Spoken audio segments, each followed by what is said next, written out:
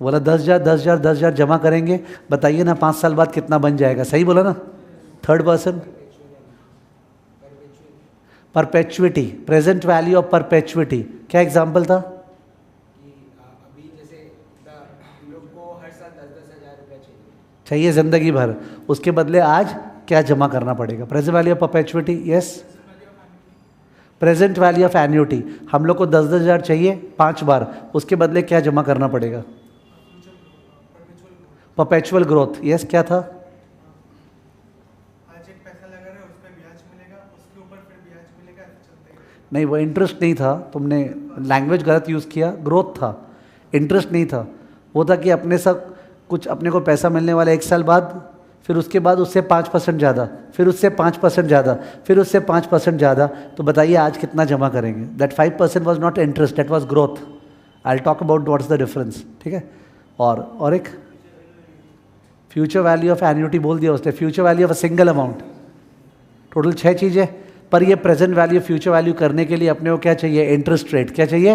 Interest rate. तो वो जो इंटरेस्ट रेट है वो 4 तरह का होता है। ठीक है। Risk free real rate, risk free nominal rate, risk adjusted real rate या risk free nominal rate, whatever. Interest rate में 3 कंपोनेंट्स हैं, 3 कंपोनेंट्स हैं।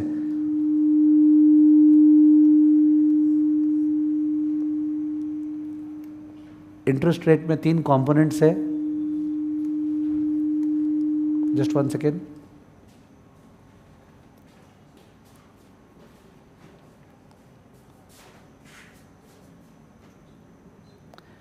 या इंटरेस्ट रेट में there are 3 components. They are, एक तो 4 और एक 5 और एक 3। 4 क्या है? रिस्क फ्री रियल रेट, जो एक रेट है वो खुद ही कंपोनेंट है, जो एक रेट है वो खुद ही। 5% क्या था? Inflation, expected inflation, we call it inflation premium. और 3% क्या था? रिस्क प्रीमियम, रिस्क के बदले एक्स्ट्रा रिटर्न, रिस्क के बदले एक्स्ट्रा रिटर्न। तो 3 कंपोनेंट्स हैं। फर्स्ट कंपोनेंट तो आएगा ही 4। 5 आ भी सकता है, नहीं भी आ सकता है। आएगा तो नॉमिनल, नहीं आएगा तो रियल। 3 आ भी सकता है, नहीं भी आ सकता है। आएगा तो रिस्क एडजस्टेड, नहीं आएगा तो रिस्क फ्री। सही है? Okay, let's write down.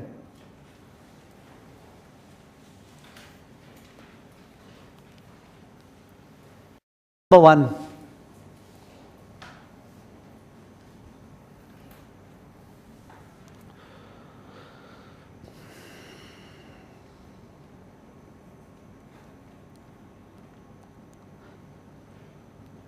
there are 6 targets.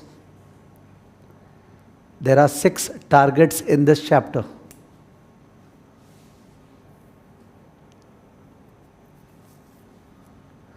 There are 6 targets in this chapter. Dash, फटाफट। Target 1, present value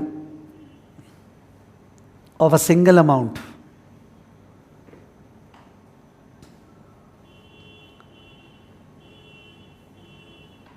Target 2, present value of an annuity.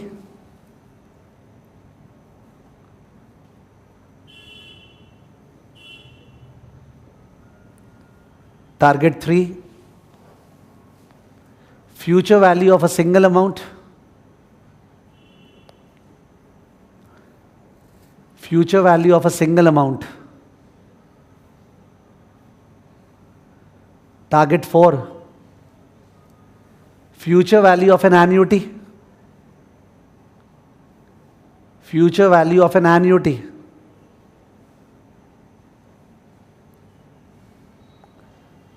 Target 5, present value of perpetuity. Perpetuity का spelling PER, PETUITY। ठीक है ना? Spelling जो है PER PETUITY, perpetuity. Target 6, present value of perpetual growth stream. Present value of perpetual growth stream. Perpetual growth stream, STREAM. Present value of perpetual growth stream, STREAM. ठीक है? Okay, तो revise करते समय मैंने ऑब्वियसली आज के क्लास में तो 6 का 6 होगा नहीं, हो सकता है एक भी नहीं, वो डिपेंड करता है। तो रिवाइज करते समय आप रुक के 6 के बारे में सोचोगे क्या एग्जाम्पल सब बोले थे, तब जाके हुआ ना। रीडिंग करने तो फायदा है नहीं कुछ। Next point number 2,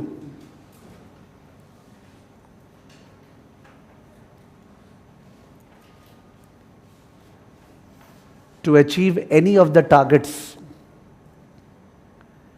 to achieve any of the targets, comma, we require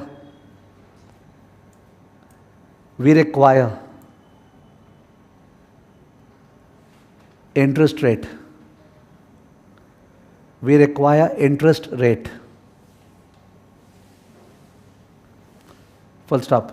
Interest rate is the price of money. Interest rate is the price of money, ये डिस्कस हुआ था ना। Interest rate is the price of money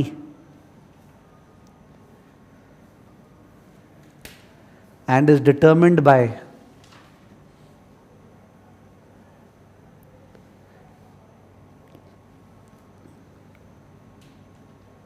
the demand and supply of money, and is determined by the demand and supply of money.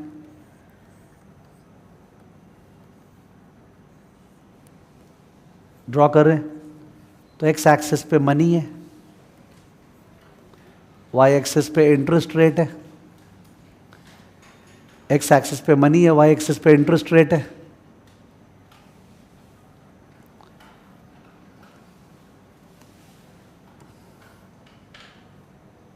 अगर interest rate ज़्यादा होगा तो demand for money क्या होगा, ज़्यादा या कम? कम। तो डाउनवर्ड स्लोपिंग डिमांड कर्व। और इंटरेस्ट रेट अगर ज़्यादा होगा तो सप्लाई क्या होगा, ज़्यादा।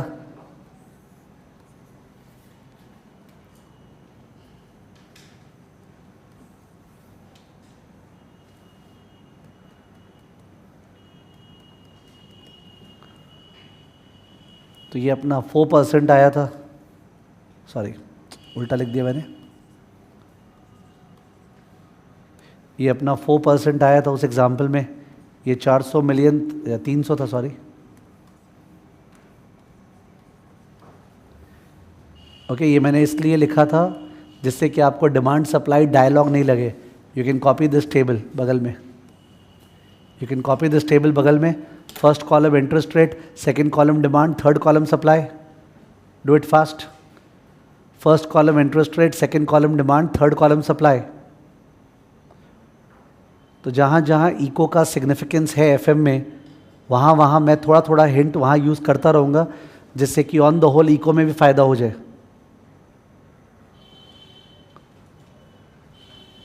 तो जो इकोनॉमिक्स पे चैप्टर होगा, money supply and banking system, वहाँ पे will talk about demand and supply.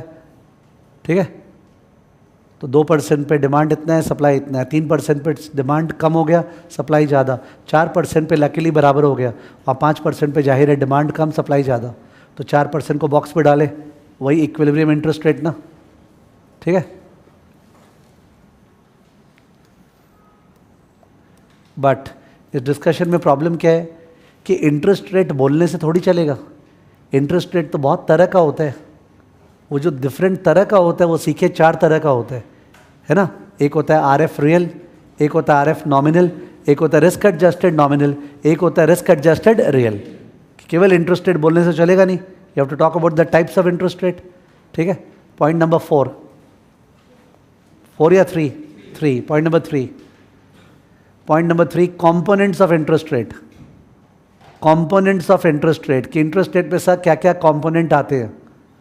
Components of interest rate,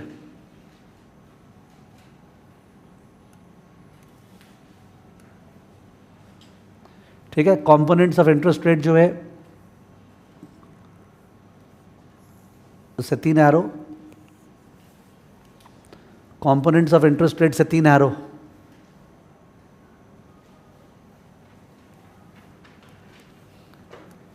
एकदम लेफ्ट साइड में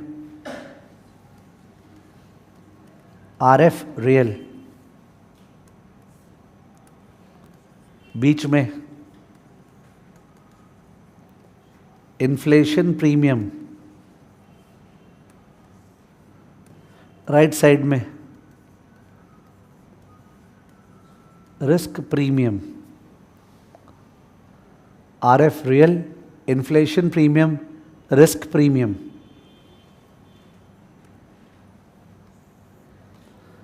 RF रियल के नीचे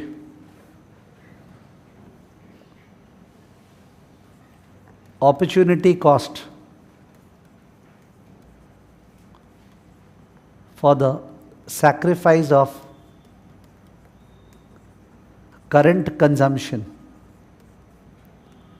opportunity cost for the sacrifice of current consumption। ठीक है, कि अपना पैसा हम क्यों फालतू में कहीं लगाएं, हम तो कंज्यूम कर सकते हैं, हम तभी लगाएंगे जब मेरे को कुछ मिलेगा। तो मैंने इसका फिगर ले लिया था 4% लेट, यानी 4 को इस्टेब्लिश्ड फिगर नहीं है, मन से लिया गया है, वो तो सम पे डिपेंड करेगा। लेट का मतलब बोलना चाह रहा हूँ मन से ले रहे हैं। इन्फ्लेशन प्रीमियम लिख दो। Compensation for the expected loss of purchasing power, compensation for the expected loss of purchasing power, compensation for the expected loss of purchasing power, compensation for the expected loss of purchasing power। ठीक है, dialogue नहीं रहे, समझें कि सब वही रुपया से बाद में सामान खरीदने जाएंगे तो सामान कमती खरीद पाएंगे, यानी मनी का जो परचेजिंग पावर है गिर जाएगा। और हमको पता है तो क्यों पैसा अपना दें, इससे बढ़िया मुझसे 5% एक्स्ट्रा मांगेंगे ना, जिससे कल के दिन इन्फ्लेशन हो जाए तो वो मेरे को 5% एक्स्ट्रा दिया, चीज़ों का दाम 5% बढ़ा, I am still able to buy those goods. Simple है, don't compromise. It's not dialogues going on, it's understanding going on. ठीक है ना। डैश 5% लेट,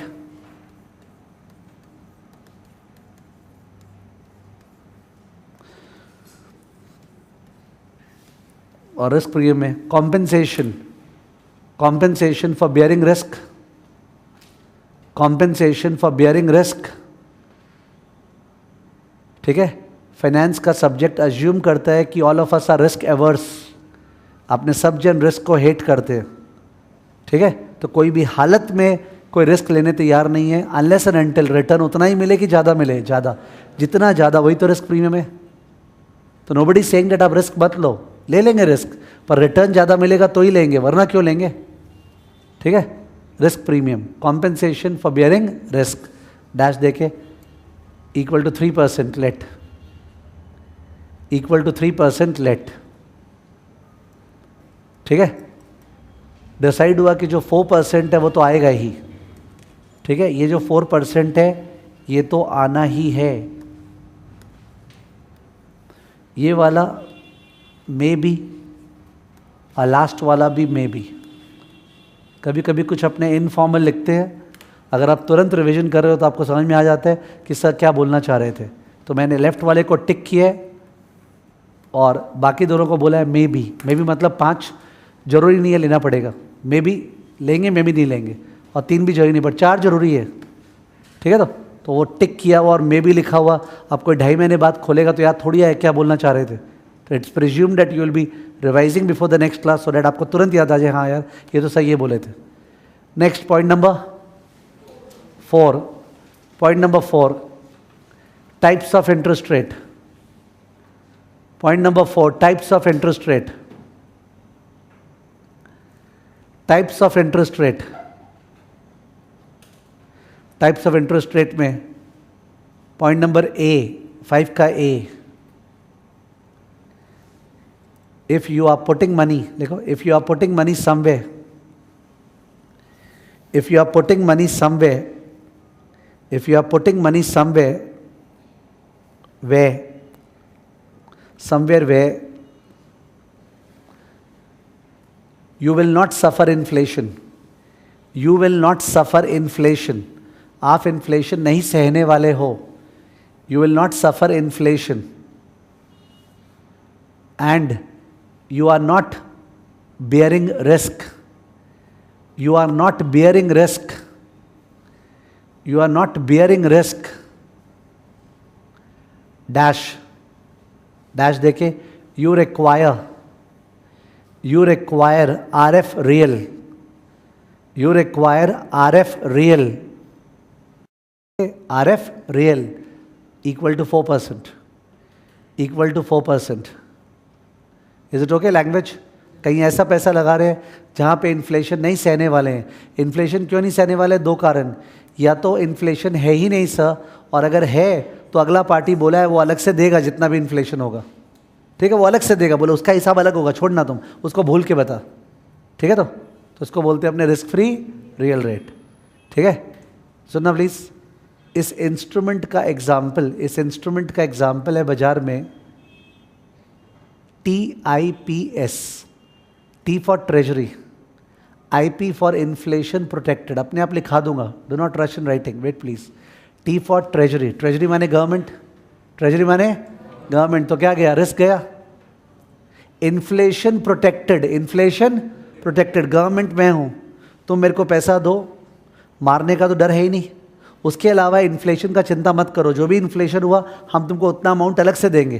तो उसको भूल के बताओ कितना चाहिए. तुमने बोला 4, बिकॉज तुम एक ही चीज़ तो सैक्रिफाइस कर रहा है, क्या? कंजम्पशन. और क्या चीज़ के बदले चाहिए?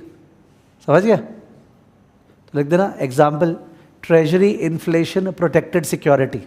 एग्जाम्पल है treasury inflation protected security, treasury inflation protected security, treasury inflation protected security, bracket tips TIPS, treasury inflation protected security, bracket tips. Is it okay? I hope it's okay. कौन से वर्ड से पता चला रिस्क नहीं है? Treasury से पता चला रिस्क नहीं है, बिकॉज ट्रेजरी माने गवर्नमेंट. और कौन से वर्ड से पता चला कि इन्फ्लेशन नहीं चाहिए? Inflation protected. वो बोल रहे हैं ना यार, उसका चिंता मत कर, तुम अलग से बता रहा, उसका चिंता मत कर, वो अलग से मिलेगा तेरे को. 6 हुआ तो 6 मिलेगा ज़्यादा, 8 हुआ तो 8 मिलेगा, इन्फ्लेशन 2 हुआ तो 2 मिलेगा, तो उसका बात मत करो, अलग से बताओ. ठीक है, तो दैट वे. नेक्स्ट 5B की 4B. B, if you are putting money somewhere,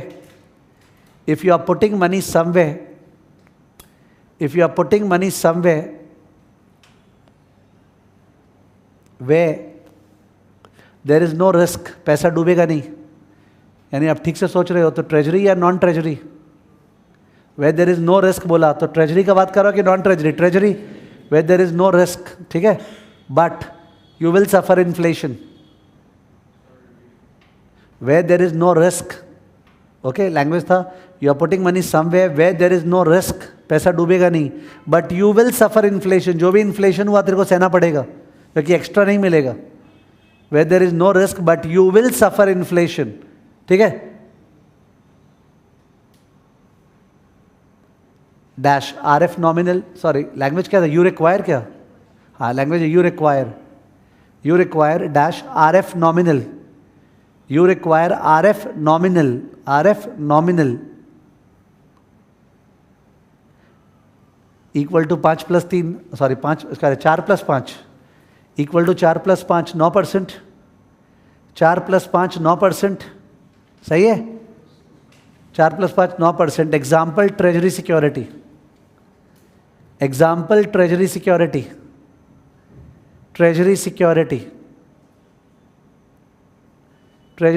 तो कंफ्यूज मत होना. अगर इन्फ्लेशन प्रोटेक्शन है तो एक स्पेशल चीज़ है, तो चिल्ला के बोलना पड़ता है. Remember inflation protection. अगर इन्फ्लेशन प्रोटेक्शन नहीं है तो नॉर्मल चीज़ है, तो चिल्ला के बोलना नहीं पड़ता है. तो when somebody saying treasury security, तो यू कैन आर्ग्यू कि सर लिखा ही नहीं है उस पर इन्फ्लेशन प्रोटेक्शन है कि नहीं है. क्यों लिखेगा? Are you understanding? नॉर्मल चीज़ें लिखी जाती है क्या? फॉर एग्जाम्पल आप ट्यूशन करने आए हो, मैं फीस चार्ज कर रहा हूँ, तो ये हाईलाइट कर रहा है this is a tuition where fees is charged. Understanding? Stupidity थोड़ी बात हो रहा है.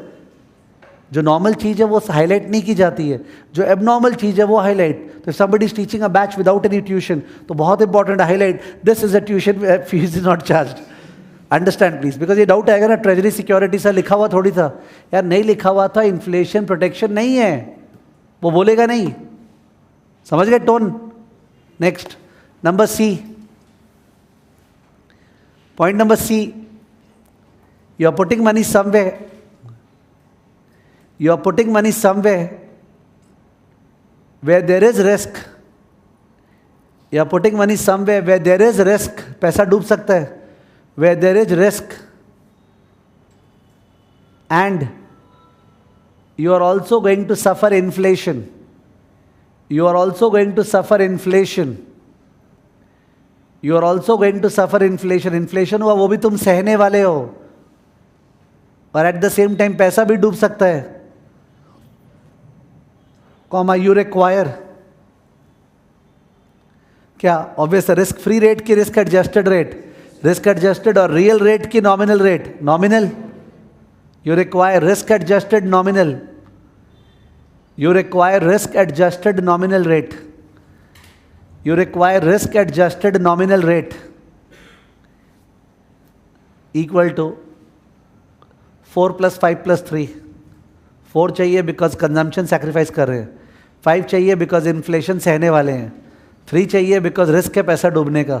Equal to what? 12%. Example corporate security. Example corporate security.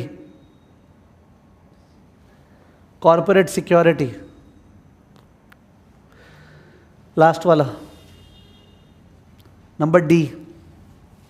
You are putting money somewhere. You are putting money somewhere.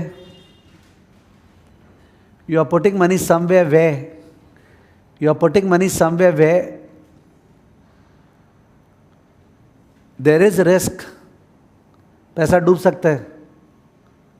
But you are not going to suffer inflation.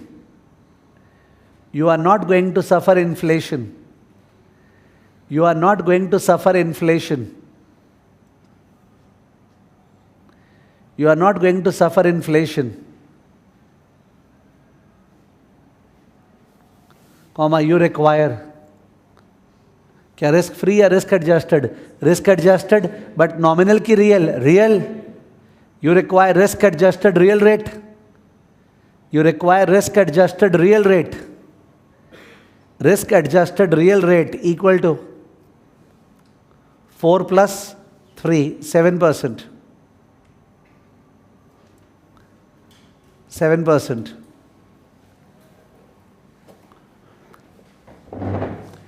तो ये चीज़ जो knowledge हुआ point number 4 में, ये पूरे के पूरे सब्जेक्ट में काम आता रहेगा हर जगह. ठीक है कि यार क्या रिटर्न मांगे, 5 ले कि नहीं, 3 ले कि नहीं. ठीक है, तो वो थॉट प्रोसेस काम आएगा. Very fundamental stuff. ठीक है. Point number 5. Point number 5. Point number 5 में वो बता रहा हूँ जो पहले लिखाना चाहिए था पर जानबूझ के बाद में लिखा रहा हूँ. एक एक्स्ट्रा चीज़ है जो आपने लिखे नहीं, जो बोला था वो था 1 + i. क्या 1 + i के बारे में डिस्कस किए थे, मैंने लिखवाया नहीं. I dictate everything in class, you don't have to worry. ठीक है, कोई भी चीज़ छूटेगा नहीं. 1 मिनट, उसका एग्जाम्पल नहीं लिखेगा? हाँ, इस एग्जाम्पल क्या होगा डी वाले का, 5D का? CIPS क्या full form? Corporate inflation protected security. लिख देना. एग्जाम्पल सिप्स छोटा लिख के चलेगा. CIPS example CIPS. CIPS corporate inflation protected security.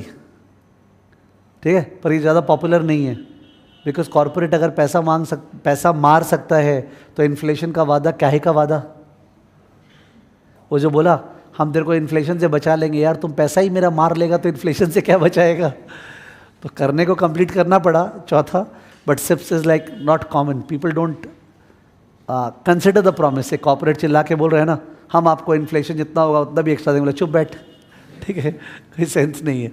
तो जो पॉपुलर होता है वो फर्स्ट 3 ही होता है, first, second and third, security wise. खैर, तो पॉइंट नंबर कौन सा मैं एंटर किए? 5. पॉइंट नंबर 5 में मैं 1 + i के पीछे पढ़ने वाला हूँ. ओके, 2 तरह से. एक तो उस तरह से जैसे तुम लोग से पूछा था कि 1 + i का मतलब क्या होता है.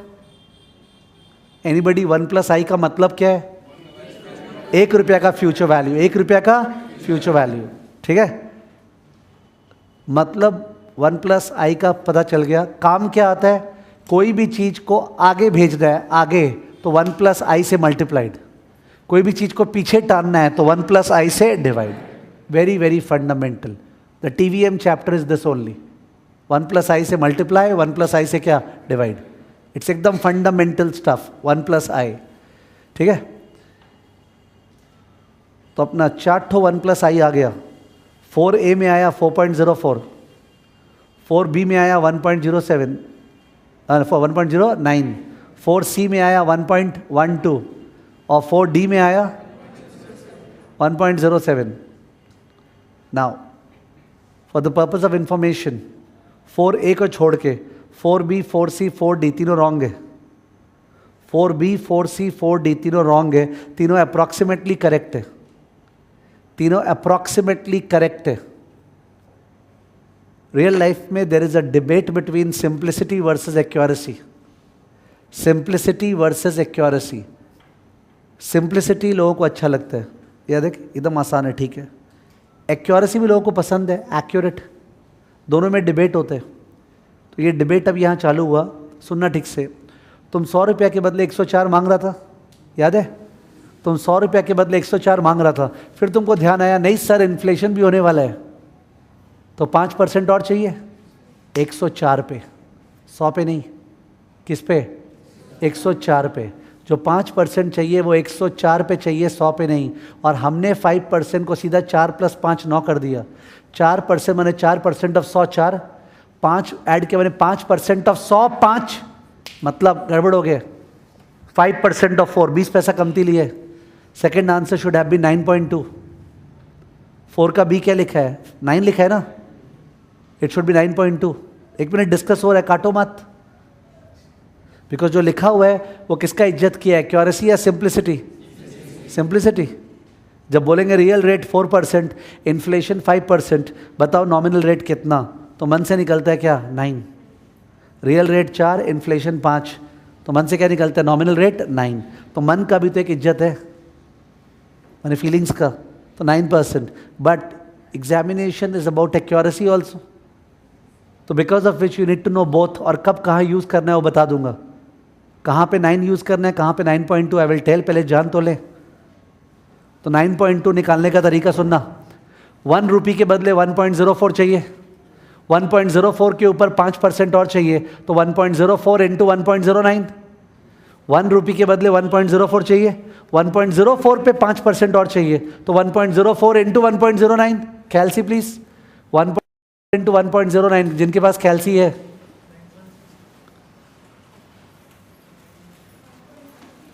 कैलकुलेटर वाइज बोलना भूल गया, कैलकुलेटर वाइज 1 मिनट डाइवर्ट कर रहे हैं।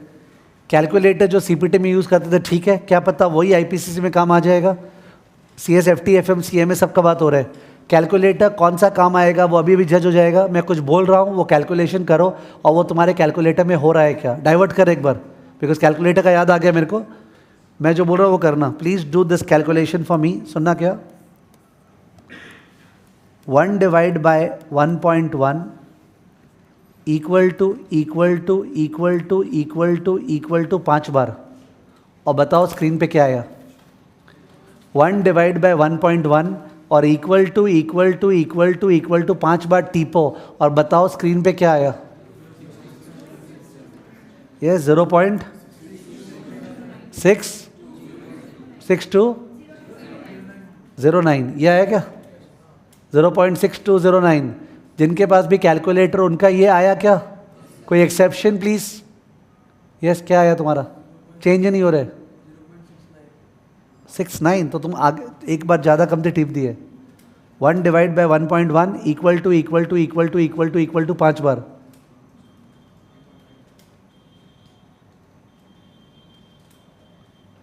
चेंज हो रहा है करने से। वॉट एवर इट इज, 0.6209 एक बार आया बाकी लोग का, और एक बार प्रेस करो GT 3.79, क्या बोले? 0.7।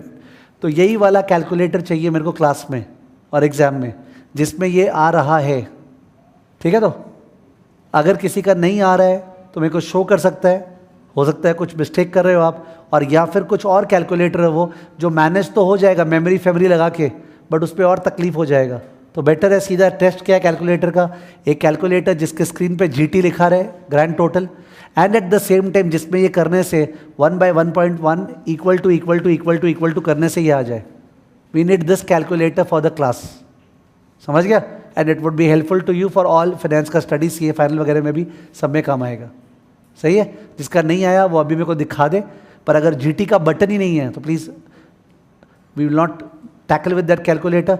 या किसी किसी कैलकुलेटर में 1/1.1 इक्वल टू करने से चेंज नहीं होते, नहीं होता ना चेंज. हाँ, तो चेंज नहीं हो रहा है ना. हाँ, तो चेंज नहीं हो रहा है तो वो वाला कैलकुलेटर काम का नहीं है. ठीक है? उसमें फिर उल्टा पुल्टा तरीका लगाना पड़ेगा. उतना उल्टा पुल्टा तरीका लगाएंगे तब तक सब रॉन्ग हो जाएगा. समझ गया? तो we need this calculator.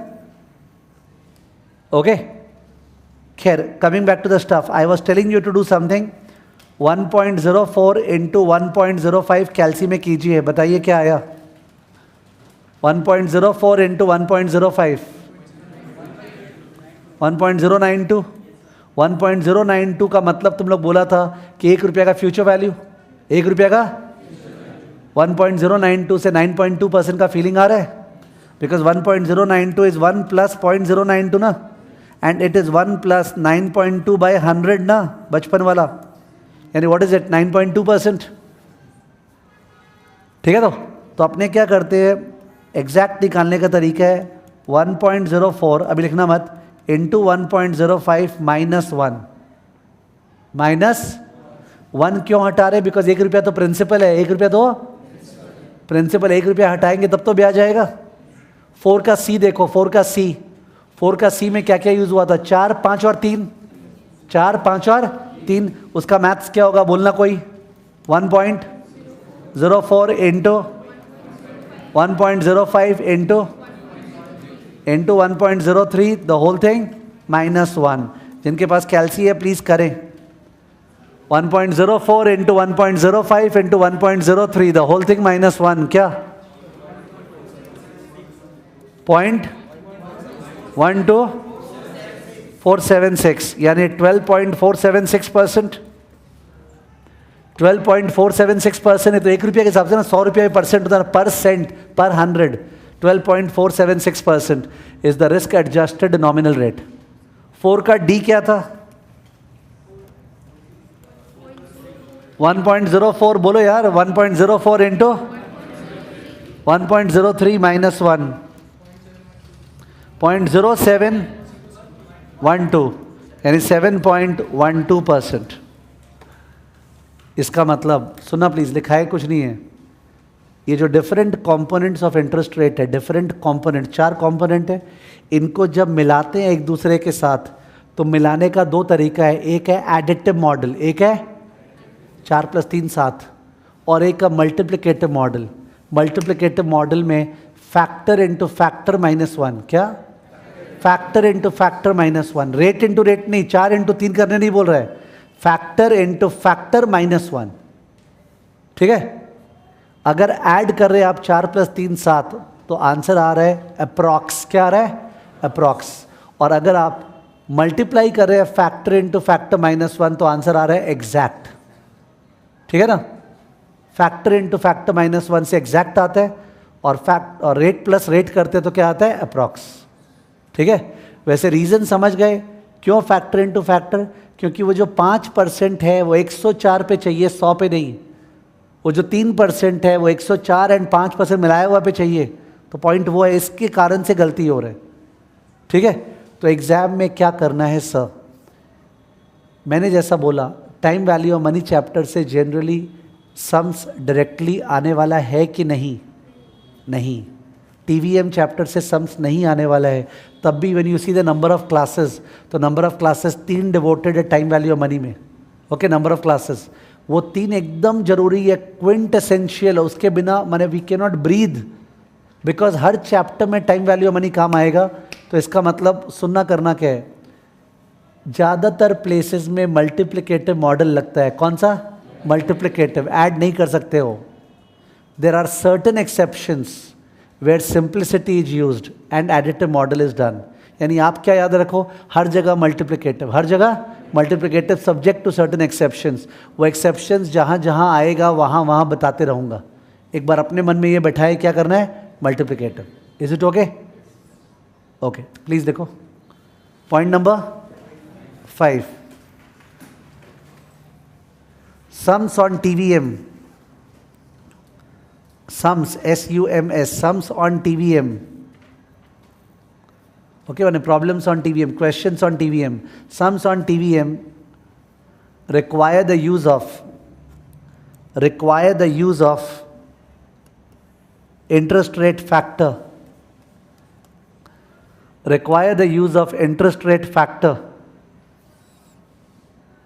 that is 1 plus I, interest rate factor, that is 1 plus I, 1 plus I, full stop. It is the future value of 1 rupee. It is the future value of 1 rupee. It is the future value of 1 rupee. Full stop. Para change, case 1.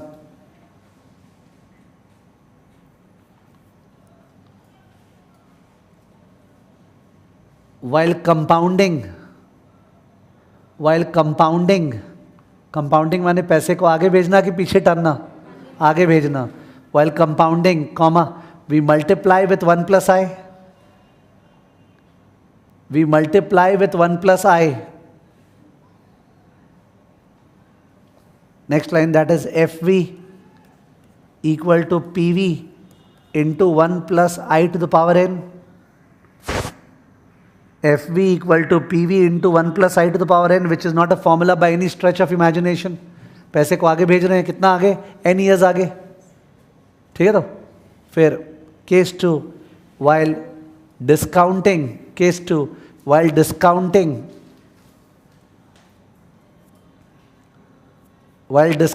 comma, we divide with 1 plus I power n. While discounting, comma, we divide with 1 plus I power n. Next line, that is PV equal to FV divided by 1 plus I to the power what? N. Okay, PV is equal to FV divided by 1 plus I to the power n. तो 1 plus I हर जगह काम आएगा, उसके बिना sums होगा नहीं. ठीक है? Para change. In fact,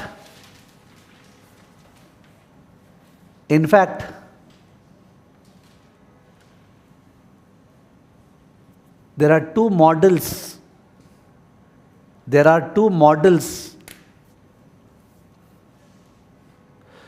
For incorporating the various components of interest rate. There are two models for incorporating the various components of interest rate. There are two models for incorporating various components of interest rate. There are two models for incorporating the various components of interest rate. Dash. Next line, additive model.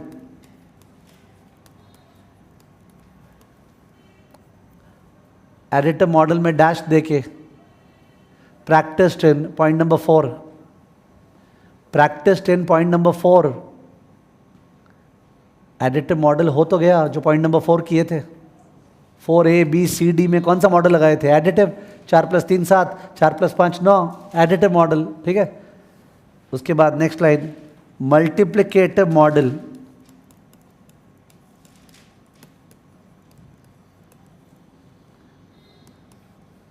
Multiplicative model, उस पर लिखना RF real equal to 4%. खैर वो तो था ही.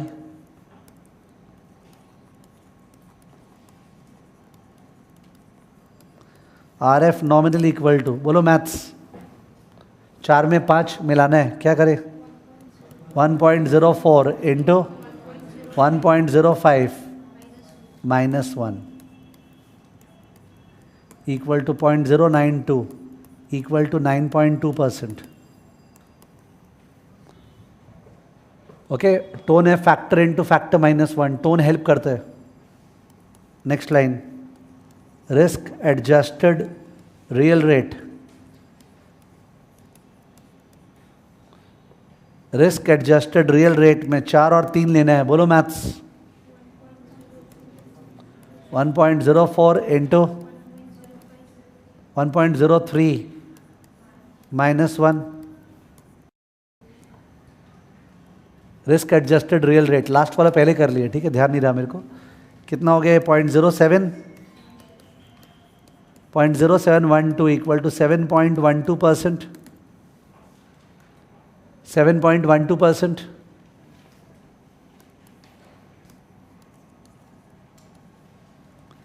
Risk adjusted nominal rate, तो इसमें 4, 5 और 3 तीनों आएगा. बोलो क्या? 1.04 इंटू 1.05 इंटू 1.03 -1 क्या? 12.476%.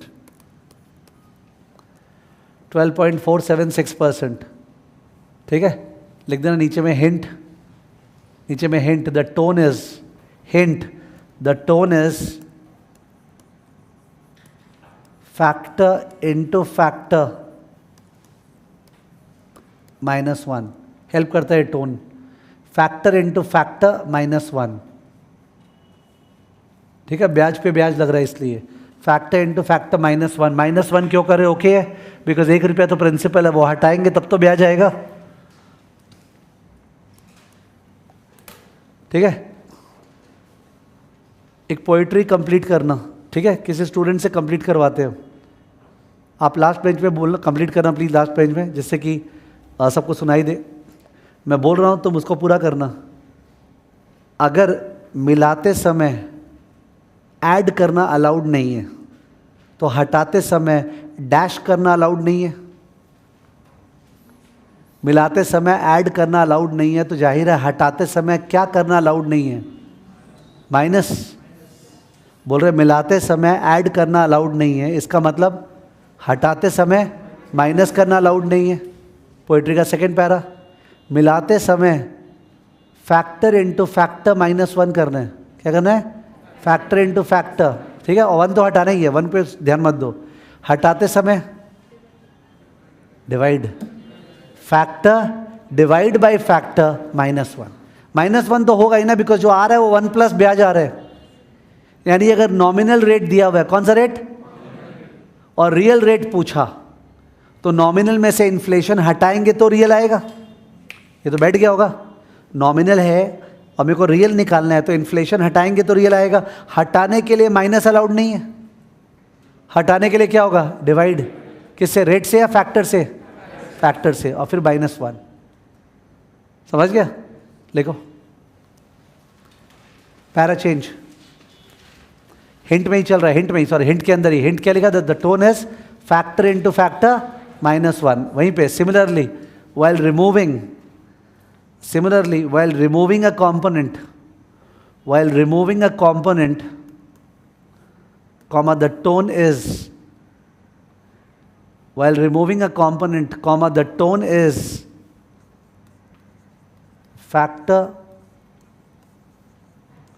divide by factor -1.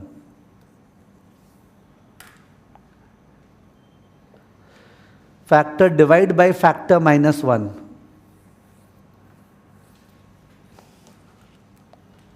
Example.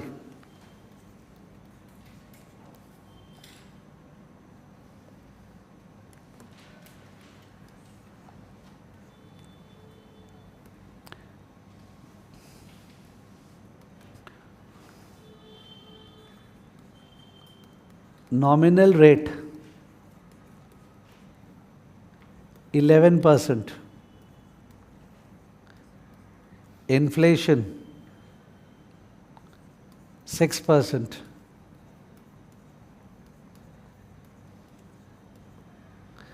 Calculate real rate. तो 11 में से 6 हटाने और माइनस करना अलाउड है नहीं. आंसर है देयरफॉर, आंसर है रियल रेट इक्वल टू 11 का फैक्टर 1.11 डिवाइड बाई 6 का factor 1.06, the whole thing -1. 1.11 divide by 1.06, whole thing -1. बोलो क्या? 4.71%. 4.71%. तो डिवाइड करते समय लोगों को और ज़्यादा दिक्कत होता है समझने में. फिर से समझा देता हूँ.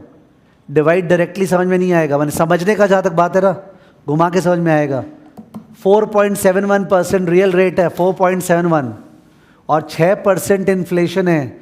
तो 100 रुपया पे 104.71 चाहिए, और 104.71 पे 6 और चाहिए. किस पे? 104.71 पे 6 और चाहिए. समझ गया? तो 104.71 पे जब 6% ऐड करेंगे तो बन जाता है 111. You can check कैलसी.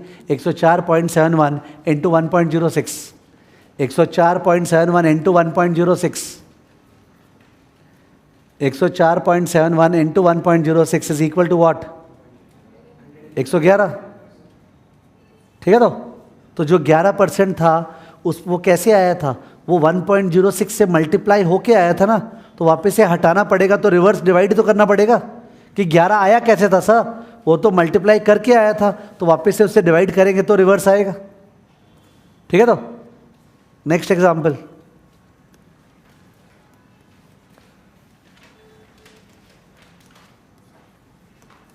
Risk adjusted rate 14%. Risk adjusted rate 14%. Risk premium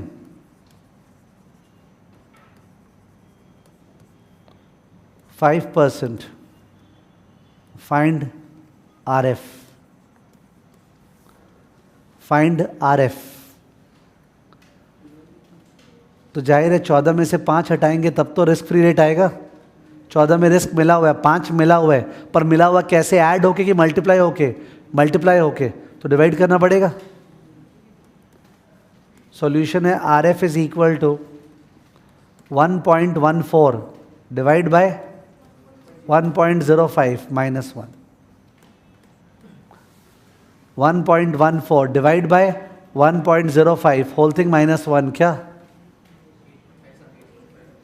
8.57%. ठीक है.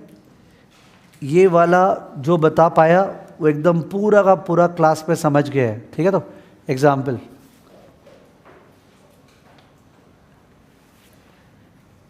Risk adjusted real rate 10%.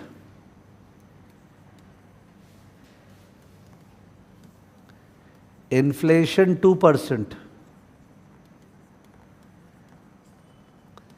Risk premium 3%. Calculate risk free nominal rate. हड़बड़ी मत करना, सोच के. Risk free nominal rate.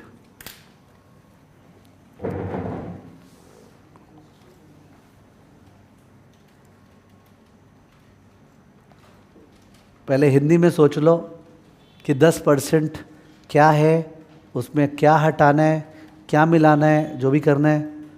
उसके बाद मैथ सोचना कि जिसको हटाना है अगर तो डिवाइड करके हटाना है, जिसको मिलाना है तो मल्टीप्लाई करके मिलाना है. मैथ्स बाद में सोचना, पहले थियोरी वाइज क्लियर कर लो.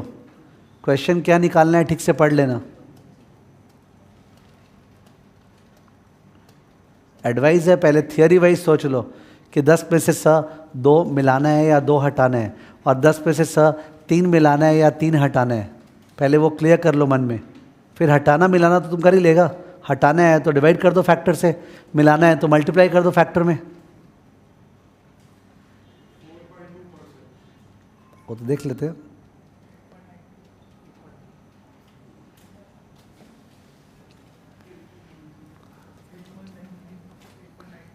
हो सकता है, देख लेते हैं. आई थिंक बहुत जन ठीक से सोच रहा नहीं है, ध्यान दो. रिस्क एडजस्टेड रेट है और रिस्क फ्री रेट निकालना है, तो रिस्क एडजस्टेड में से रिस्क प्रीमियम हटाना पड़ेगा ना। तो 10 में से 3 हटेगा, 10 में से 3 हटेगा, तभी तो रिस्क फ्री होगा। और ये रियल रेट है, इसको नॉमिनल करना है, रियल को नॉमिनल, तो 2% क्या करना है, मिलाना है, 2% मिलाना है। तो 3 हटाना है, 2 मिलाना है, 3 हटाना है, 2 मिलाना है। हटाते कैसे है, डिवाइड करके। ऊपर तो 1.1, नीचे में डिवाइड बाय 1.03, ऊपर है मल्टीप्लाइड बाय 1.02, होल थिंग -1।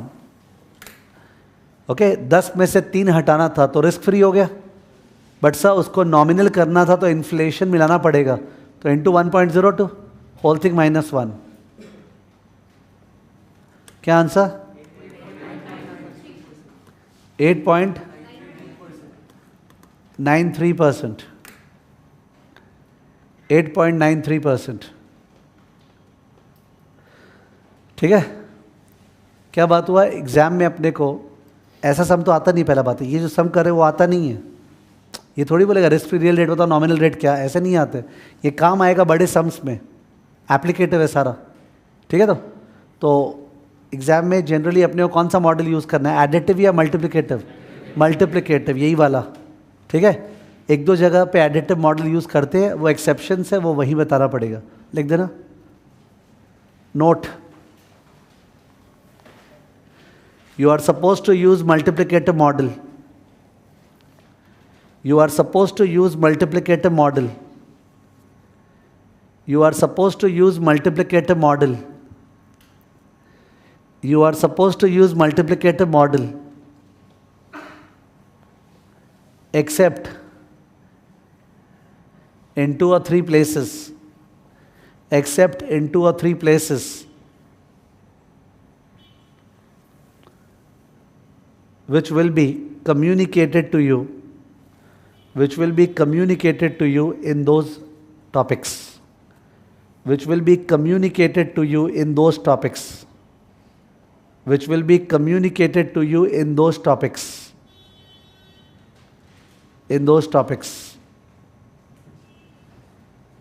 ठीक है, तो इसका मतलब आज के पूरे क्लास में जो सॉलिड मैथ्स हुआ जरा सा, वो ये मल्टीप्लाई और डिवाइड वाला हुआ, उसके अलावा कोई मैथ्स वाला पार्ट तो हुआ ही नहीं। ठीक है, और एक मिनट ध्यान रहे, रीज़न का जब तुम सोचो रहा ये मल्टीप्लाई डिवाइड का नहीं समझे, मल्टीप्लाई समझ पाएगा, डिवाइड डिफिकल्ट है समझना। डिवाइड का तो रीज़न क्या है, सिंस वो मल्टीप्लाई होके आया था इसलिए डिवाइड हो रहा है, तो डिवाइड का डायरेक्ट रीज़न देना डिफिकल्ट।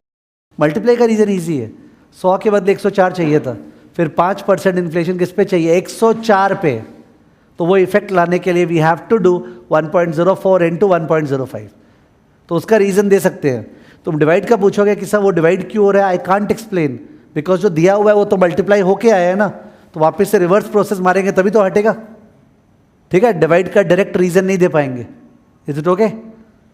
तो this is what we have understood, the types of interest rate, the different components of interest rate, additive model as well as what, multiplicative model. Correct? Okay. ठीक है, we'll end it over here and remember that ये वाला stuff से direct question नहीं आता है, ये वाला स्टफ से इनडायरेक्ट क्वेश्चन आता है। अपने आज उतना कुछ किए ही नहीं है कि मैं जरा सा भी क्वेश्चन पे जा पाऊँ। ठीक है, पर आप लोग को एक बार ये रिवाइज करके केवल आना है। ठीक है, क्लास जब चालू होगा नेक्स्ट, तो सबसे पहले 2-3 एग्जाम्पल मल्टीप्लिकेटिव और डिवाइजिव मॉडल का दूंगा, उससे सबको क्लियर हो जाएगा कि यार तुम्हारा रिदम आ रहा है कि नहीं आ रहा है, and then will move ahead. ठीक है।